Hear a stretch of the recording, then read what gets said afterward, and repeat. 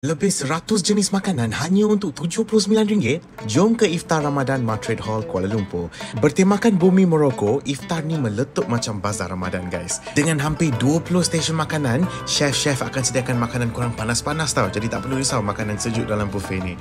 Jom kita tengok apa yang ada. Stesen pertama penuh dengan makanan tradisional Melayu. Ada ayam masak merah, daging gula kawai, sambal kentang hati pedal. Sampingan pula ada pelbagai jenis kerabu macam kerabu telur masin, kerabu ayam, pilihan ulam-ulaman pula banyak dari kacang botol ke tempe goreng. Tak cukup dengan tu, ada pula pilihan sambal yang power, sambal totok, budu dan macam-macam lagi.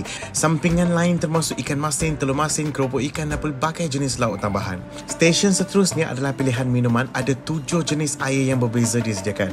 Lepas tu singgah ke stesen kuih muih Malaysia dengan lebih 13 jenis kuih tradisional yang disediakan segar setiap hari. Bagi korang yang suka bubur, ada 6 jenis bubur menanti korang di stesen seterusnya, termasuk bubur pulut hitam dan bubur jagung. Satu lagi stesen favourite, pemanis mulut dan pastry dengan 14 jenis pilihan dari tart hingga brownies. Kalau nak yang lebih sejuk, ada juga stesen ABC dan aiskrim. Ada juga stesen roti kukus dan seri pandan berlemak manis untuk yang suka roti lembut dengan rasa lemak manis yang cukup. Nasi impit dengan kuah kacang pun ada. Cucur pasumbo panas dengan kuah kacang pekat.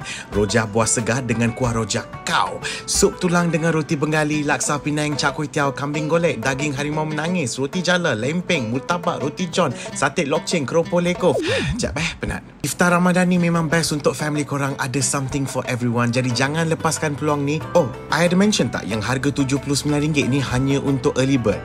Buat online booking sekarang sebelum terlambat. Selamat berbuka puasa.